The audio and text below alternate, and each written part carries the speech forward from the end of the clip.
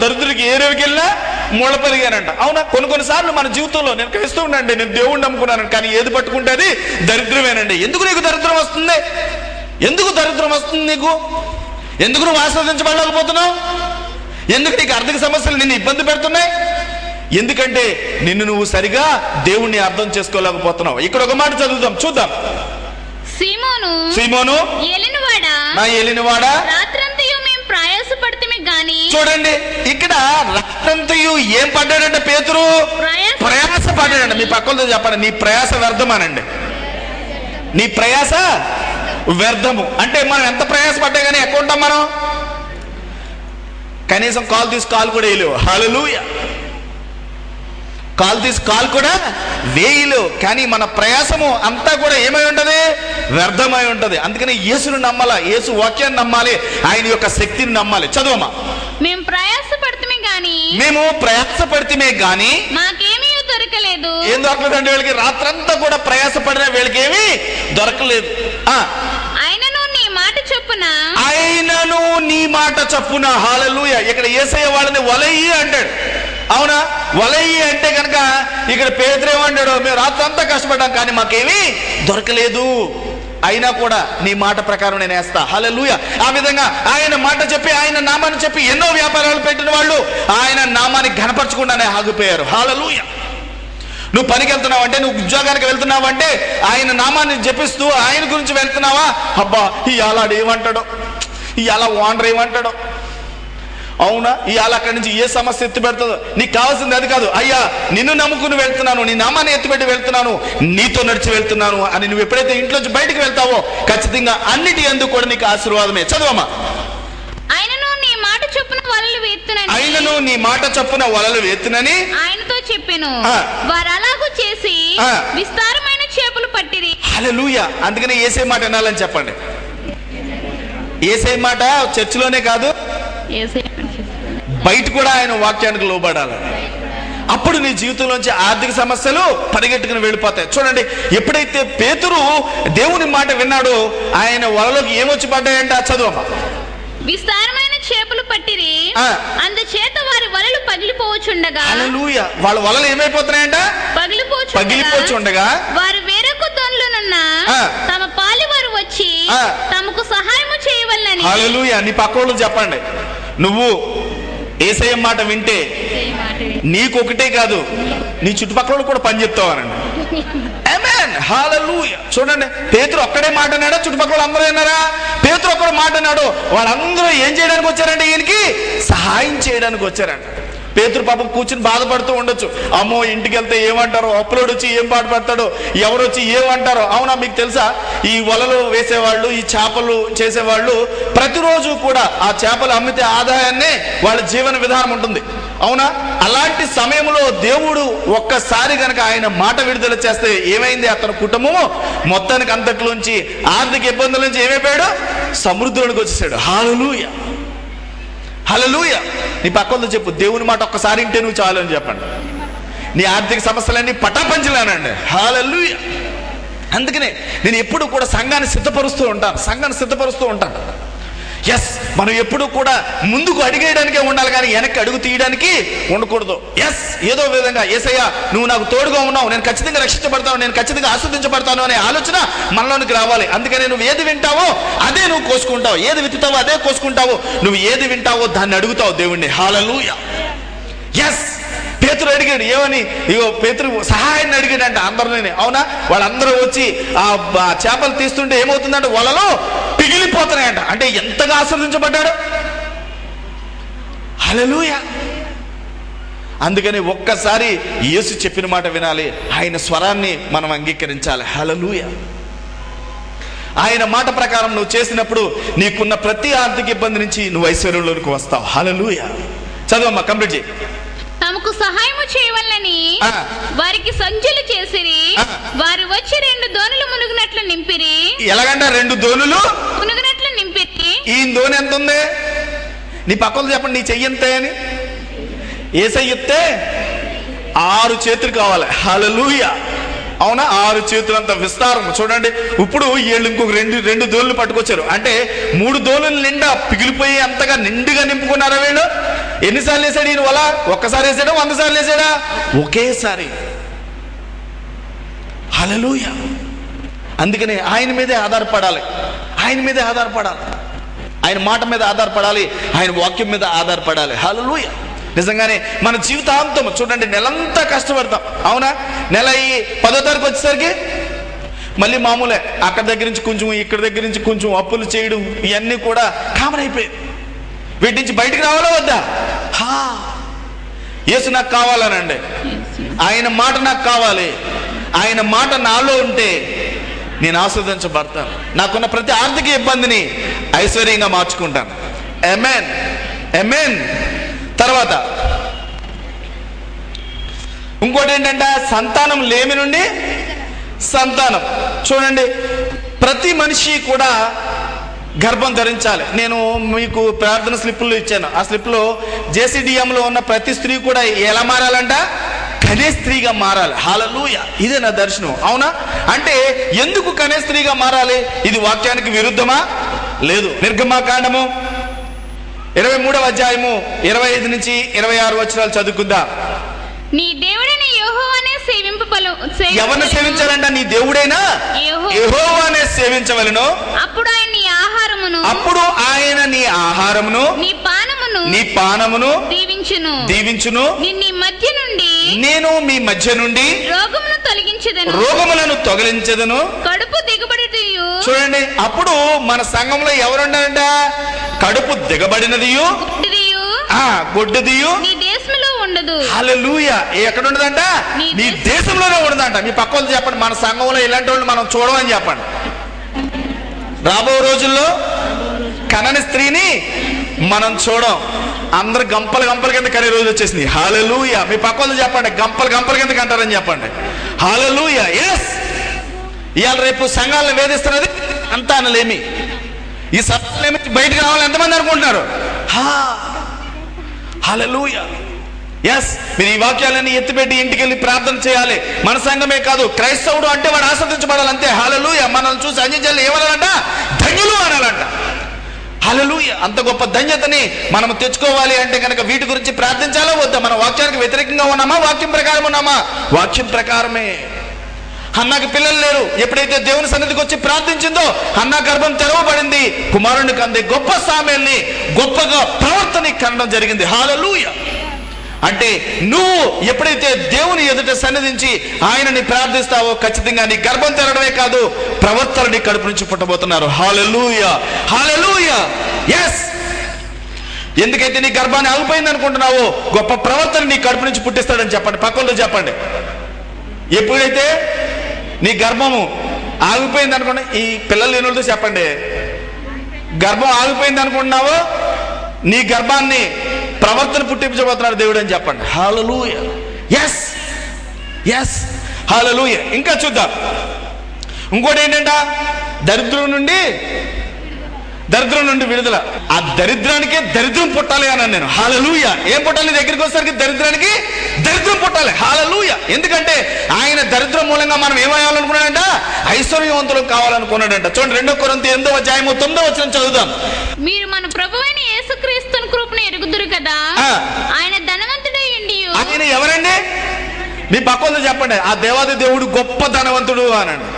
ఈ సర్వ సృష్టించిన దేవుడు అనండి. హల్లెలూయా. ఆయన గొప్ప ధనవంతుడు అయ్యుండి మీరు తన దరిద్రం వలన. ఎవరి దరిద్రం వల్లంట? ఇప్పుడు నీకు ఎవరి దరిద్రే? మీ పక్కన చెప్పండి.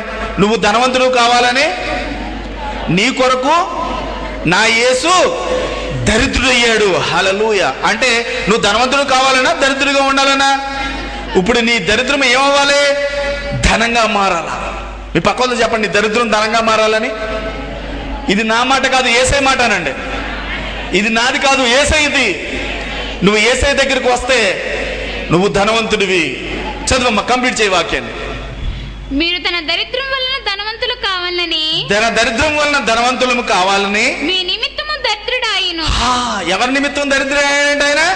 నీ పక్కన చెప్పండి. నీ నిమిత్తమే అని. నీ నిమిత్తమే అనండి. పొడిసి చెప్పండి. వాళ్ళకు గుచ్చుకోవాలన్నమాట. అంటే నేను దరిద్రంలో ఉంటాం, అసలు దేవుడికి ఇష్టం లేదన్నమాట అని రావాలి నీకు. అవునా కదా? మనం దరిద్రంలో ఉంటాం దేవుడికి ఇష్టమా? కాదు, కాదు. నీకోసం ఆయన ఏమయ్యాడంట? దరిద్రుడు అయ్యాడంట. యా, ఎంత గొప్ప దేవుడు అండి మన దేవుడు. అవునా? మనం ఇంకొకరికి ఎవరికైనా ఒక 100 రూపాయలు అప్పిస్తే ఎప్పుడిస్తుందిరా బాబు, ఎప్పుడిస్తుందిరా బాబు తిరిగి చూస్తాం. అవునా? నీ కొరకు దరిద్రుడిగా మారాడంట. ఎందుకు? నిన్ను ధనవంతుడిని చేయాలని. హల్లెలూయా. ఎంత గొప్ప దేవుడు అండి. మీ పక్కన చెప్పండి. నా దరిద్రం ఇయాలతో వదిలిపోయిందని. నేను ధనవంతుడిని, నేను యేసులో గొప్ప ధనవంతుడిని. ఆమేన్. నెక్స్ట్ ఇంకోటి ఏంటండి?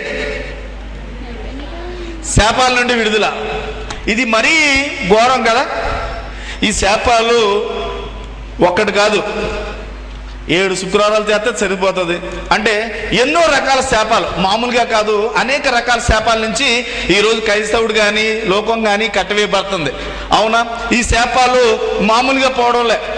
ప్రతిదీ కూడా శాపం వెంబడి శాపమే వస్తుంది, కానీ ఆ శాపానికి విమోచన కలగట్లేదు.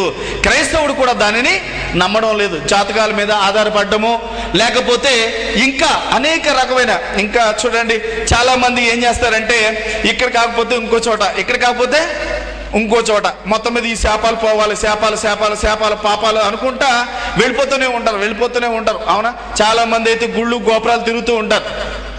అవునా? ఈ శాపాలకి ఏం కావాలంట? ఏం కావాలి మనకి? శాపాల నుంచి విమోచన కావాలి. అదే శాపం ఆశీర్వాదంగా మారితే? హల్లెలూయా. అవునా? మీ పక్కన చెప్పండి. శాపం ఆశీర్వాదంగా మారితే ఏమవుతుంది? నీ రికార్డు బ్రేక్ అవుతుందనండి. హల్లెలూయా. అవునా? మన రికార్డు బ్రేక్ అవుతుందా? శాపము, పాపము, శాపము ఏవైతే ఆశీర్వాదం అయితేనే. హల్లెలూయా. మీరు జీవించే జీవితము మారిపోతుంది. అందుకని చూడండి, యెహెజ్కేలు గ్రంథంలో ఒక మాట అంటాడు. నెహెమియా 13:2 చదువుదాం. వారి అన్నపానంలో తీసుకుని ఇశ్రాయేలుకు ఎదురుపడక వారిని శపించమని బిలామును ప్రవచనపరిచాడు. చూడండి, బిలాముకి ఇశ్రాయేల్ జనాంగాన్ని శపించమని పంపుతాడు.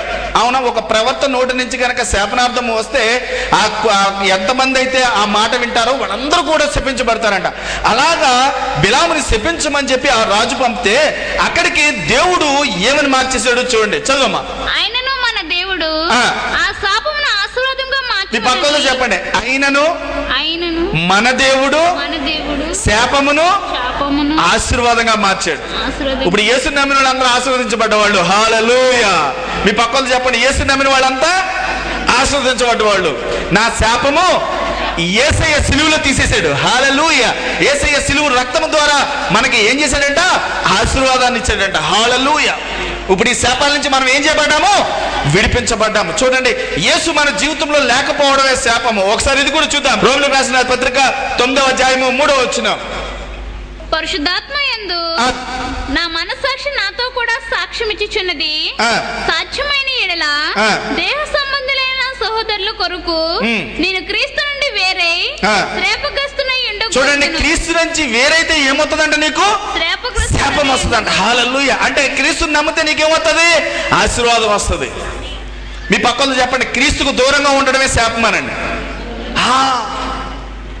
చాలా మంది ఇంకా దేవుణ్ణి నమ్మినా బాప్తిసం తీసుకున్నా ఇంకా ఏమంటారు, నా మీద ఇంకా ఏదో శాపం ఉంది, ఏదో పాపం ఉంది, లేదంటే ఈ శాపాల మూలంగానే నేను ఆస్వాదించబడలేకపోతున్నామని అనేక సార్లు బాధపడుతూ ఉంటారు. యేసు మన జీవితంలో లేకపోతే ఏమొస్తుందంట? శాపం వస్తుందంట. యేసు మన జీవితంలో ఉంటే ఆస్వాదించబడతావు. హల్లెలూయా. అందుకని లోకం వేరు, నువ్వు వేరని చెప్తాను నేను ఇప్పుడు. హల్లెలూయా. లోకం వేరు, మనం వేరు. యేసుకు దూరంగా ఉంటే ఏమవుతావు? నువ్వు శాపగ్రస్తుడు. యేసుకు దగ్గరగా, యేసు నామంలో నీవు ఉంటే ఆస్వాదించబడిన వాడివి. హల్లెలూయా. అందుకనే ఈ శాపం ఏం చేయబడిందంటే ఇప్పుడు మన మీద ఆశీర్వాదంగా మారిందంట. హల్లెలూయా. ఎంతమందికి ఆశీర్వాదం కావాలి? హల్లెలూయా. మీ పక్కన చెప్పండి, ఈ రోజు నుంచి నీ శాపము ఆశీర్వాదంగా మారింది. మళ్ళీ నేను శాపంలో ఉన్నాను అనుకో. ఆమేన్, ఆమేన్. ఇంకోటి చూద్దాం. ఇంకోటి ఏంటంటే దురాత్మలు. హల్లెలూయా. మీ పక్కన చెప్పండి, ఈ దురాత్మలు డేంజర్ అండి. అవునే కదా, డేంజరే కాదు ఈ దురాత్మలు. హల్లెలూయా. ఈ దురాత్మలు ఒక చెవిటి కలగజేయచ్చు, మూగతనం కలగజేయచ్చు, లేదా నీకు అనేక ఆశీర్వాదాలను ఆపేయచ్చు. ఒకళ్ళ మీద ఒకళ్ళు కాదండి. హల్లెలూయా. ఈరోజు ఎంతమందికి అర్థమైంది? ఎంతమంది ఆశీర్వదించబడ్డారు? హల్లెలూయా. అందరము లేచి నిలబడి, అయ్యా నా జీవితంలో ఈ దర్శనం నెరవేరాలి, ఈ దర్శనం నెరవేరాలి. ఈరోజు దర్శనం గురించి తెలుసుకున్నాను, ఈ దర్శనం నెరవేర్పు గురించి తెలుసుకున్నాను. ఇది నా జీవితంలో జరగడం దేవుని చిత్తమై ఉంది. ఇక మీదట నేను అన్ని విషయాల యందు ఆశీర్వదించబడతాను, ఆశీర్వదించబడతాను, ఆశీర్వదించబడతాను, ఆశీర్వదించబడతాను. ఆమేన్. అందరము కూడా ప్రార్థించండి. మీకున్న సమస్యలు, ముందుగా మీకున్న ఆ ప్రౌడ్నెస్, ఎవరితోటైనా మీరు సమాధానం కలగలేకుండా ఉన్నారా? ఆ సమాధానం గురించి మీకు ఇది ఆర్థిక ఇబ్బందులు అయితే మిమ్మల్ని ఆపేసినాయో అక్కడి నుంచి ప్రతి ఒక్కరూ ప్రార్థించండి. దయచేసి ఆ దేవాది దేవుని మీ ఎదురుగుండగా ఉంది. మీరు పలికే ప్రతి పలుకుని కూడా ఆ దేవాది దేవుడు వినబోతున్నాడు. Hallelujah, hallelujah. Receive the power of Holy Spirit my father. ప్రతి ఒక్కరూ ప్రార్థిద్దాం. Hallelujah, hallelujah, hallelujah. Receive the power of Holy Spirit my father. ఇదిగో మీ యొక్క అభిషేకాన్ని విడుదల చేస్తున్నానయ్యా. ఇదిగో నీవిచ్చిన దర్శనం ప్రభువా, ఈ దర్శనము ఈ సంఘంలో నెరవేరే విధంగా అనుగ్రహించండి. ఇదిగో ఈ రోజు ఎంతమంది అయితే ప్రభువా నీ వాక్యాన్ని విని అంగీకరించారో వారందరినీ నేను అభిషేకిస్తున్నాం తండ్రి. నీ ఆత్మాభిషేకం వారి మీద కుమ్మరిస్తున్నాం ప్రభువా. yes, touch my Lord. Hallelujah, hallelujah, hallelujah, hallelujah, hallelujah, hallelujah. Yes, this is the Holy Spirit, my Father. ఇదిగో ఈ ఉదయకాల సమయంలో తండ్రి, ఇదిగో ఈ దర్శనాన్ని నెరవేర్చండి. ఇదిగో ఇక్కడ ఉన్న ప్రతి ఒక్కరి జీవితంలోని ఈ యొక్క దర్శనాన్ని నెరవేర్చండి ప్రభువా. ఇదిగో ప్రతి ఒక్కరి నుంచి నాయన, ఇదిగో నీ యొక్క అభిషేకం ద్వారా తండ్రి విడుదలను అనుగ్రహించండి. ఇదిగో జీసస్ క్రైస్ట్ డెలివరెన్స్ మినిస్ట్రీస్ గా ప్రభువా, ఇదిగో మమ్మల్ని విడుదలను అనుగ్రహించండి. అవును ప్రభువా, అప్పుల బాధల నుంచి విడుదలను అనుగ్రహించండి. అయ్యా కుటుంబ సమస్య నుంచి విడుదలను అనుగ్రహించండి. ఇదిగో దరిద్రత నుంచి ఆ విడుదలను అనుగ్రహించండి ప్రభువా. అవును తండ్రి, రెక్కాడితే గాని డొక్కాడని జీవితాల్లోకి వెళ్ళిపోతుంది క్రైస్తవ్యం ప్రభువా. ఇదిగో ఈ క్రైస్తవ్యాన్ని తండ్రి సమృద్ధిగా మీరు ఆస్వాదించమని అడుగుచున్నా. అవును ప్రభువా, ఇదిగో దొంగ దోచుకున్నటకు నరహత్య చేయడానికి వస్తాడు, కానీ నేను గొర్రెలకు జీవాన్ని ఇవ్వడానికి, సమృద్ధిగా జీవాన్ని ఇవ్వడానికి వచ్చానని చెప్తున్నా ప్రభువా. ఇదిగో మా జీవితంలో తండ్రి ఈ జీవితాన్ని నెరవేర్చండి, ఈ దర్శనాన్ని నెరవేర్చమని అడుగుచున్నాం. అయ్యా నా సంఘంలో గొడ్డది కడుపు తెగబడినది ఒక్కరు కూడా లేకుండా చేస్తానని వాగ్దానం ఇచ్చిన దేవుడు ప్రభువా. ఇదిగో ఇప్పుడే కన్న గర్భాన్ని కలమని ఆజ్ఞాపిస్తున్నాను తండ్రి. ఇదిగో ఎవరికైతే పిల్లలు లేవు వాళ్ళు కడుపు చేపెట్టుకోండి. Hallelujah, hallelujah. Receive the power of Holy Spirit. ఇదిగో ప్రభా ఆ కన్య గర్భాన్ని తండ్రి ప్రవర్తన కన్య గర్భంగా నేను అభిషేకిస్తున్నాను తండ్రి.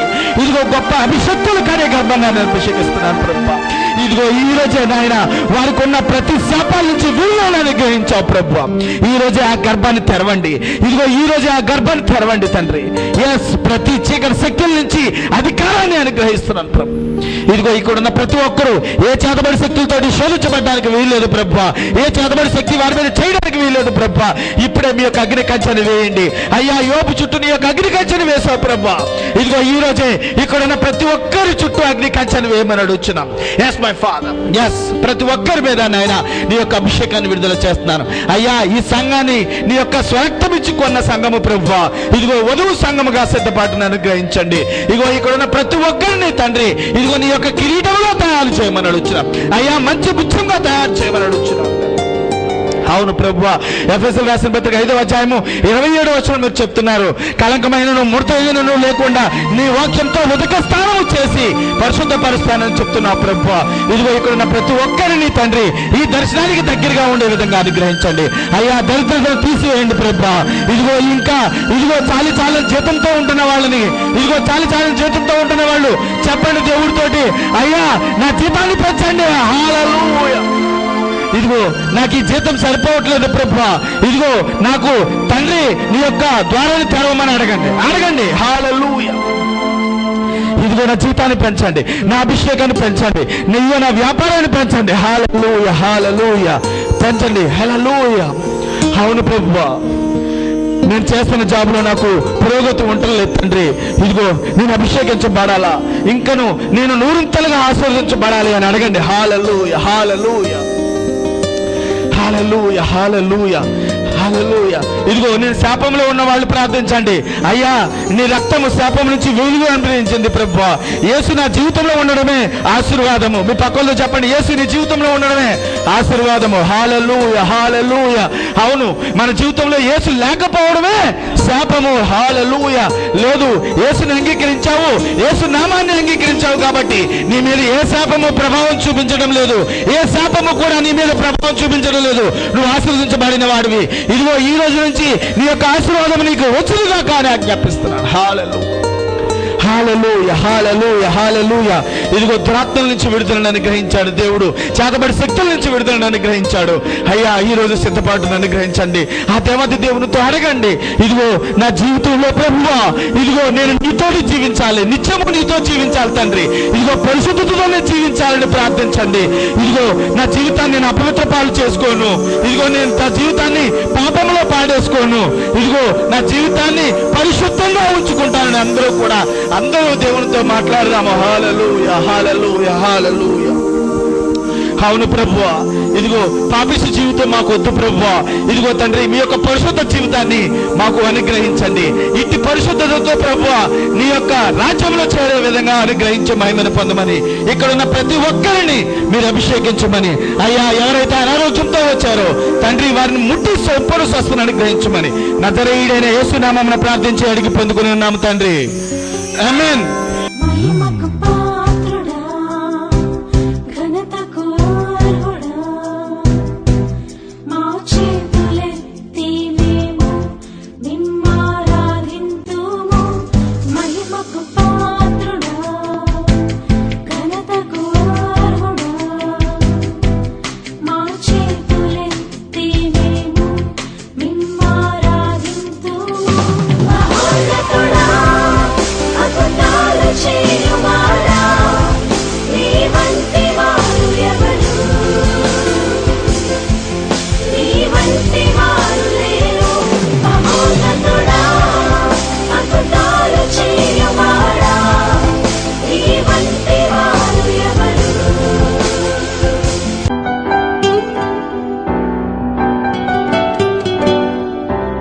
దగ్గుతో బాధపడుతున్నప్పుడు హాస్పిటల్ తీసుకెళ్తే ఐసీయూలో అడ్మిట్ చేయాలని చెప్పి ఉన్నారు. అప్పుడు ఆ టైంలో బ్రదర్ చేత ఫోన్ చేసి ప్రేయర్ చేయించి ఆ తర్వాత నెక్స్ట్ డే మళ్ళీ మేము హాస్పిటల్కి వెళ్ళాము. హాస్పిటల్కి వెళ్తే డాక్టర్ గారు ఏమన్నారంటే ఇంకా ఐసీయూలో అడ్మిట్ చేయడం అవసరం లేదండి, ఇంజక్షన్స్ అవి చేస్తే క్యూర్ అయిపోద్దని చెప్తున్నారు. నా బిడ్డ చనిపోతుందని చెప్పారండి కడుపులో ఉన్నప్పుడు, కానీ దేవుడు నన్ను కాపాడి నా బిడ్డలను కాపాడాడండి. 2 బిడ్డలకు కూడా ప్రమాదం జరిగిందండి.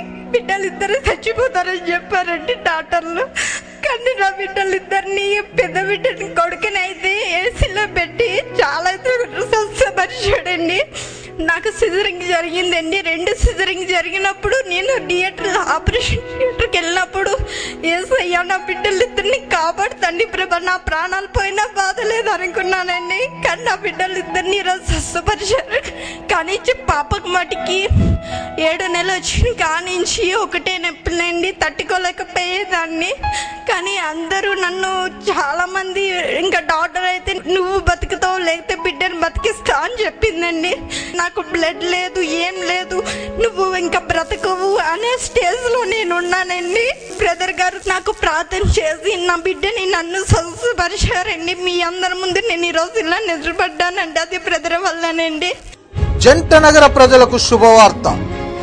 జీసస్ క్రైస్ట్ డెలివరెన్స్ మినిస్ట్రీస్ యేసుక్రీస్తు విడుదల ప్రార్థనా సహవాసం కుటుంబ సమస్యల నుండి విడుదల కొరకు, ఆర్థిక ఇబ్బందుల నుండి విడుదల కొరకు, చేతబడి శక్తుల నుండి విడుదల కొరకు, సంతానం లేమి నుండి సంతానం కొరకు రండి, స్వస్థత పొందండి. మా ఆరాధన సమయం ప్రతి ఆదివారం ఉదయం 10 గంటల నుండి మధ్యాహ్నం 1 గంట వరకు. స్థలం KMG function hall, Chintal bus stop వెనుక, కుత్బుల్లాపూర్, హైదరాబాద్. వివరాలకై 9000288877 మరి ఒక number 9030202246. Jesus Christ deliverance ministries యేసుక్రీస్తు విడుదల ప్రార్థన సహవాసం. మా ఆరాధన సమయంలో ఉదయం 10 గంటల నుండి మధ్యాహ్నం 1 గంట వరకు. స్థలం KMG function hall, Chintal bus stop వెనుక, కుత్బుల్లాపూర్, హైదరాబాద్.